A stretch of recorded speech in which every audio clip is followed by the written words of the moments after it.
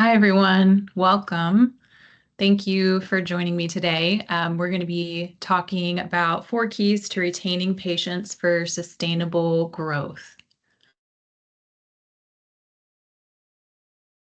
Before we get started, let me introduce myself for any of you who don't know me. My name is Sarah Richhart, and I'm the Director of Marketing for the Acuity Hearing Network.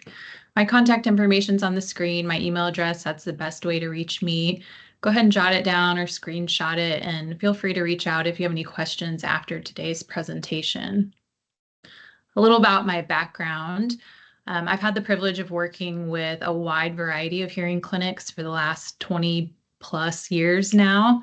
Everything ranging from single location practices to a manufacturer-owned group with nearly 300 clinics. So I've had a lot of exposure to retail hearing clinics over the years. And that's given me an understanding of not just the marketing side, which is what I do primarily day to day, but also an understanding of clinic operations. And today's topic will be a good example of that hybrid, where we're going to talk about the clinic operations side of retaining patients and also the marketing side. Today's webinar is part of an educational series hosted by Acuity Hearing Network. Acuity is a consulting firm that provides proprietary connected resources for audiology and hearing aid clinic owners, including everything from strategic planning, recruiting, metrics, tools and training for clinic operations, and of course, marketing. So if you're interested in any of those topics, keep an eye out for future webinars, or you can reach out to me directly to learn more. So today we're here to talk about retaining patients for sustainable growth. Before we jump into the 4 keys of how to retain patients, I wanted to spend a little time just setting a foundation, making sure we're all speaking the same language. So how do we know if we're retaining patients? How do we measure that? So at Acuity, we measure it by monitoring our count of active customers. And I'm sure when I say active customers, some kind of definition pops into everyone's mind. At Acuity, when we say an active customer, we mean a patient who's wearing hearing aids and they've had a completed appointment within the past year. So we like that definition for a lot of reasons, but it aligns really well with other metrics that clinics tend to track, things like appointment counts, revenue. Those patients are active customers. They're really the driving force of that activity, of that revenue. So again, an active customer, the way we're talking about it today, is a patient with hearing aids who's had a completed appointment within the last year. So using this definition and studying hundreds of clinics, we found that a single provider can manage a book of business of up to about 500 to 600 active customers. So keep that in mind as we're talking today. We're talking about retaining patients, and that's really the goal that I have in mind, is 500 to 600 active customers per full-time provider. So here's an illustration that we like to use to explain the concept of active customers, and that's a bathtub. So imagine a clinic as a bathtub, and the water in the tub represents your active customers. So in order for your business to grow and thrive, we need to see that water level rising over time. The water level rising means more patients means more appointments, more revenue. That's really the lifeblood of the clinic. In fact, if the water level is going down, you could even assume that we're losing patients and therefore we're very slowly going out of business. So we want to see that water level rise over time. Thankfully, our bathtub has a faucet, and that represents attracting new patients saying yes to better hearing. So we can try to increase the flow from our faucet through lead acquisition marketing, for example. So maybe you send out a direct mail piece, or you run a Facebook campaign, maybe you build up your physician referral program. But whatever we do, we're trying to maximize the flow from that faucet.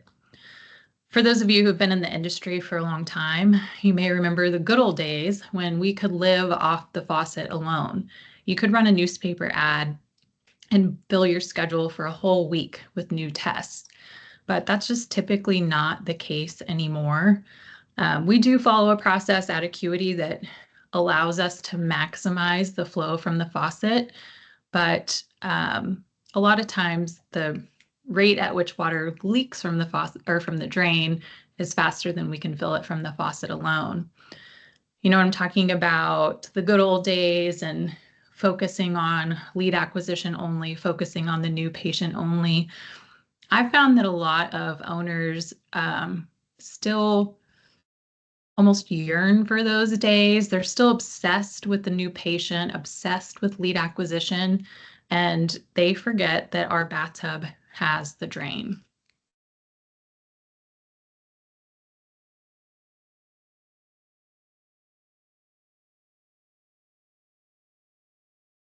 Okay, so water is constantly leaking from the drain of the bathtub, which means patients who were active, they stop coming in. And there's generally just 4 reasons that patients stop coming in. 1, they move away. 2, they die. 3, they forget about us. And 4, they fall out of love with us or their hearing. We really can't do anything about the first 2, but we can help prevent patients from forgetting about us or falling out of love with us or their hearing.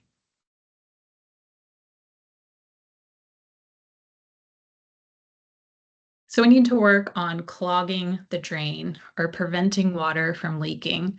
And that's what we call retention. So that's what we're focused on today is how do we prevent water from leaking out the drain of the bathtub?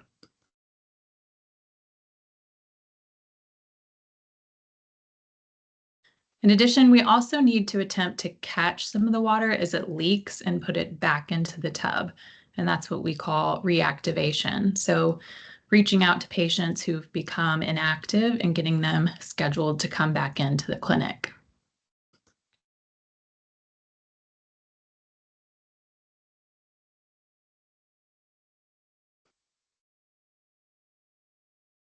When you combine all 3, turning on the faucet and maximizing the flow, clogging the drain, and then catching water as it leaks. Oh, sorry, my builds are a little funky in here. You will see the water level rise over time. So we can't rely just on the faucet because of the drain. We have to clog the drain, and that's really what retention is all about. So in order to know if the water level is rising or falling, you have to measure it.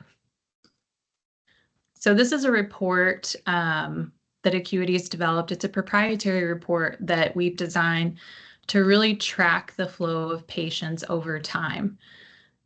This is a real example of a group of clinics that we work with. It's a 7-clinic group, and this is a view of the report that's a 1-year view. So the previous active customer count is telling us what was our water level 1 year ago.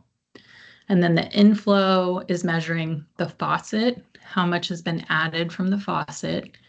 Outflow is a measure of the drain, how much is leaked from the drain. Recaptured is a measure of the bucket. And then we have deceased move other, which is any other movement in and out of the bathtub that's not accounted for in inflow, outflow, recaptured, such as people being marked deceased, being reassigned to a different clinic, or maybe there was a duplicate record that got merged together. So ultimately, we end up with our current active customer count, which is our current water level, and then net growth, which is what's the difference between our previous 1 year ago water level and our current water level. So for this group of clinics, you can see overall in the last year, their water level is rising at a rate of 8.42%. There are a couple of clinics within here who have lost patients. Just 2 of them, it looks like, have lost patients over the last year. So this is a standard report we publish weekly for our clients, but you can monitor this own over time in a much more simple way. And all you need to do is measure your current active customers and then measure it again a week from now, a month from now, 3 months from now, a year from now, etc. So you just got to keep an eye on what that looks like. So assuming that you're using a computer to input your appointment and sales information, you can likely pull a list directly from your system. Here I'm showing how you can do it in Cycle and CounselEar. I found that those are two very common softwares that clients use. Feel free to screenshot these instructions if you want to go try and pull your active customer count yourself. And if you're using a different system, we've worked with a lot of systems, Blueprint, Capture, pretty much anything you can think of, we probably know how to pull it. So if you're using a different system, just let me know and I can work with you on pulling your current active customer count. It is important that we're relying on the data points, date of last purchase, date of last completed appointment to determine who is an active customer. We don't want it to be subjective. So for example, in CounselEar, there's a patient status field that says active. That's not the same thing that we're measuring here. That status can be changed subjectively by a team member on your staff, where they could mark them as inactive, or I can't remember the other options. Similar in Cycle, I think the language is current, competitive. We don't want to use their definitions of active or current. We want to use the data to drive how we measure active customers. So now that we've set the foundation and understand what an active customer is and why we need to clog the drain to retain patients over time, let's talk about the 4 keys to retaining patients. The first 2 ways are connected to clinic operations, and the third and fourth ways are related to marketing. So the first key is never let a patient leave your office without scheduling their next appointment. If you do nothing else, do this. It's the easiest way to improve patient retention. We just simply schedule a next appointment. So a lot of times when we start working with a new group of clinics, it's very common that they believe that they are doing this. They say, oh yeah, we never let anyone leave without an appointment. And you may be thinking that to yourself now as well, but I would just encourage you to go actually measure it, because there are always exceptions that when you're thinking about things in general terms, you might not consider. So one easy way to start measuring it would just go look at your schedule from yesterday.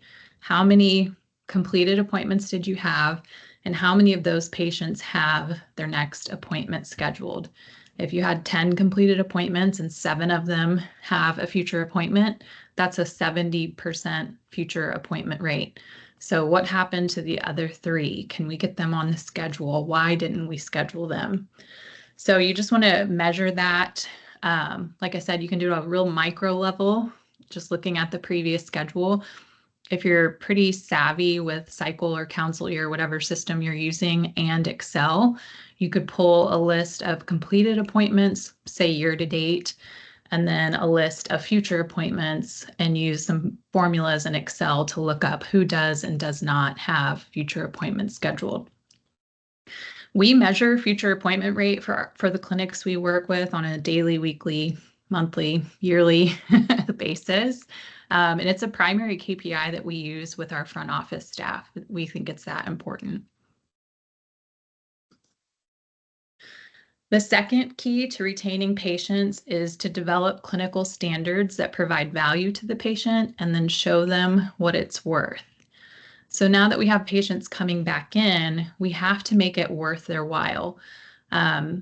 If patients come to the clinic, they hand their devices off over the counter, we take their devices back, we clean them up, work really hard to get them looking good, sounding good, and then we hand them back to the patient.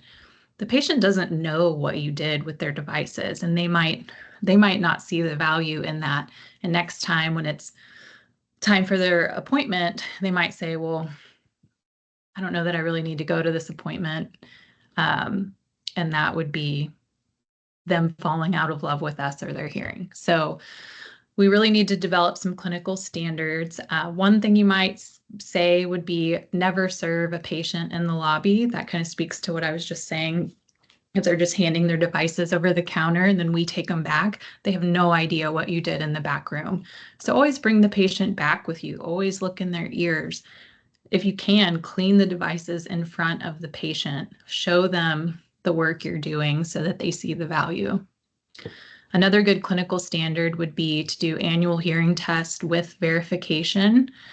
That's one where if maybe it's your habit or even policy to only do an updated test and verification, let's say year 3, well, then the patient learns that, okay, if I have to come in for a test, it's because they're going to try to sell me new hearing aids. And that's not what we want. We want the patient to see that we're going to work for them every single time they come in the clinic, and that we're proving that they're hearing as well as they should be with their current devices. Maybe you retest their hearing at year 1 and something's changed and we just need to make a minor programming adjustment. That is valuable to the patient, but we wouldn't know that if we weren't testing their hearing on an annual basis. Another good clinical standard to consider would be looking in everyone's ears every time they come in the clinic, and then cerumen management if that's a service you provide. That's something that not every place does it. And so again, just being able to show them that you have value and that the services you're providing are worth coming in for. So then, now that you've developed some clinical standards, you need to show the patient what it's worth monetarily. And I'm not saying you have to charge for the services. It's really about developing some kind of service fee sheet that itemizes your services. And even if the patient's covered under a patient care plan, you would show them, okay, Mr. Smith, the services we performed today, we cleaned your ears, we cleaned your devices. The value is $249, but you're covered under our patient care program, so it's no charge today.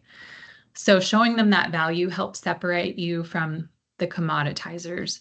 If all we're doing when a patient comes in is just providing them with the hearing aid, why should they buy from us and not over the counter or online or from one of your competitors?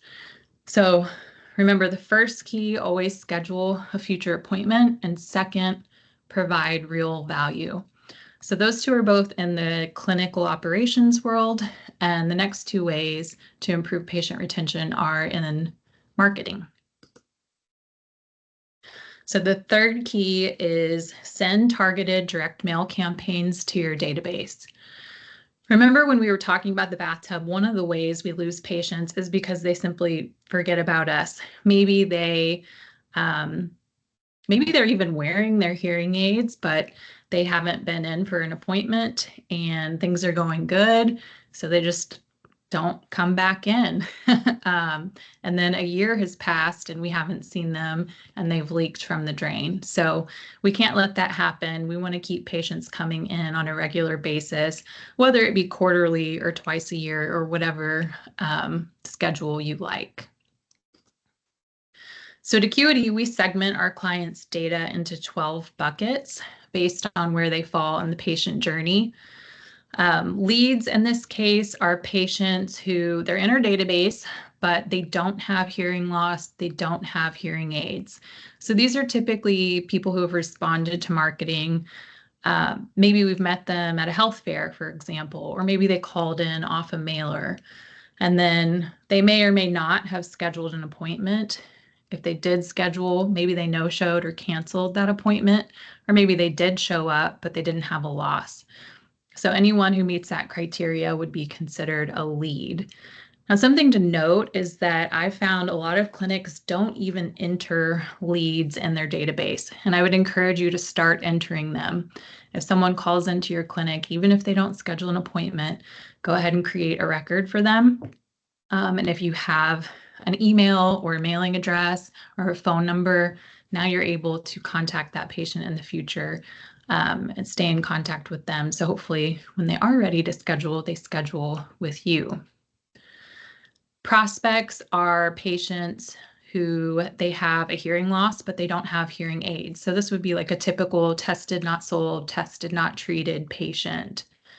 And then finally, customers are anyone with hearing aids. And I would say whether they bought them from you or they're a competitive user. If they're wearing hearing aids, we would consider them a customer. And then we further segment the data in the case of leads based on how long it's been since their record was created. For prospects, based on how long it's been since their last completed appointment. And then for customers, based on how long it's been since their last hearing aid transaction and how long it's been since their last completed appointment. So when we talk about active customers or the water level of the bathtub, we're talking about buckets 7 and 10. So our goal is to get as many people as possible into bucket 7 and 10 and then keep them there.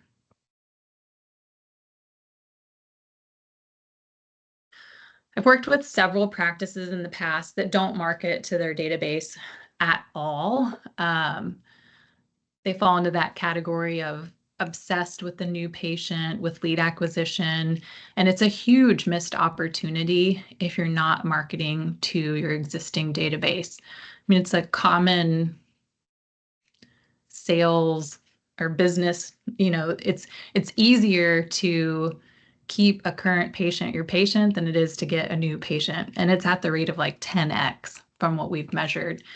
So it's also common to see for the ones that are doing database marketing that they do two big groups. One, and this is that red circle, would be your tested, not sold. Maybe they're mailing tested, not sold patients twice a year, for example. And then the other common campaign would be like an upgrade to their 3+ users. So that's great and definitely better than not marketing to the database at all. But you can see that we're leaving out half of the buckets when we're doing TNS and upgrade mailers. And we're not really doing anything to keep the current patients connected, like the bucket 7 in particular. Those are the patients who've bought from us in the last 3 years and their last completed appointments in the last year. So those are our most active, maybe would be one way to say it. And we're not doing anything from a marketing standpoint to keep them connected to the practice. The reason we segment the data into 12 buckets is because it allows us to send very specific, relevant messaging to each patient based on where they're at in the patient journey. So what you would communicate to a lead is different than what you'd communicate to a prospect. Think about the difference there. Someone who, in the case of some leads, has never stepped foot in your clinic versus someone who has been in. We've tested their hearing, they didn't move forward with treatment. And how you'd communicate with that prospect is different than how you'd communicate with someone who has purchased hearing aids from you. Also, even within each category, how you'd communicate with someone in a bucket 7 who's purchased in the last 3 years and they're active is very different than what you'd want to say to someone in a bucket 11 or a bucket 12. So segmenting the data this way allows us to just send timely, relevant messaging to get them back in for an appointment. So remember, we're trying to get as many patients as possible into bucket 7 and 10.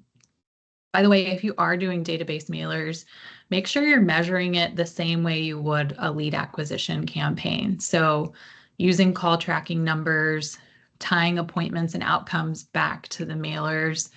That way you know what's really working and what's not. And if you don't have a remarketing system, let me know. We have a great system at Acuity that it's very cost effective and it works really, really well. And every year we're improving it and it gets better and better. So reach out to me if you're interested in learning more about that. The fourth and final key to retaining patients is to make targeted outbound calls. A personal phone call can go a long way when it comes to reconnecting with a patient who may have forgotten about us or fallen out of love with their hearing aids. Some ideas of who you could call. One would be calling behind a mailer. That's a soft call for people who don't like making phone calls, because you're calling with purpose. You're calling to say, Mr. Smith, we sent you a letter. I just wanted to make sure you received it and see if we could get you scheduled for an appointment. It's also really important to call your no-shows and cancellations. That's what I would call sneaky leakage, and that maybe they did schedule their next appointment last time we saw them, but then they no-showed or canceled that appointment, and now they don't have a future appointment scheduled. So we have to get them back on the schedule to make sure that they don't leak from the drain.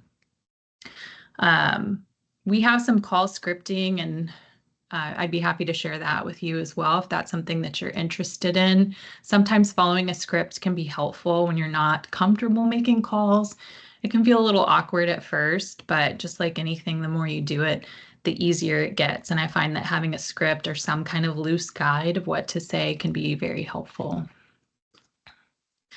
So to recap, the 4 ways to improve patient retention: never let a patient leave without scheduling their next appointment. Develop clinical standards that provide real value to the patient and show them what it's worth. 3 is send targeted direct mail campaigns to your database. And 4, make targeted outbound calls.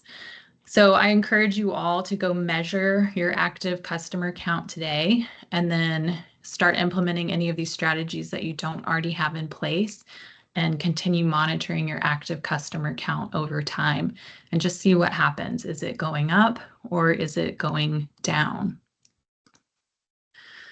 These numbers are from a real single provider clinic that we work with. We started working with them in 2019. At that time, they had 351 active customers, and their annual sales that year were around 480,000. So you can see over time, there's not like some explosive growth all of a sudden, but over time, they've grown to where now they have 560 active customers, which is right in that sweet spot of 500 to 600, and they're doing over $1 million in sales. So this is a healthy, thriving business. It's one provider managing that book of business of 560 active customers. Revenue is healthy, profits are healthy, and they're helping a lot of people in their community hear their best. So this is achievable in every market. It's just, putting in those things in place to prevent leakage, and then of course to maximize your inflow as well. So thank you all so much for your attention today. I hope you found this information helpful. I made a few offers throughout today's talk. So if you're interested in having us help you measure your active customer count, or if you need help with remarketing, please feel free to reach out. Or if you have any other questions, I'd be happy to chat with any of you. So thank you so much for your time, and we will hopefully see you at our next webinar. Thank you.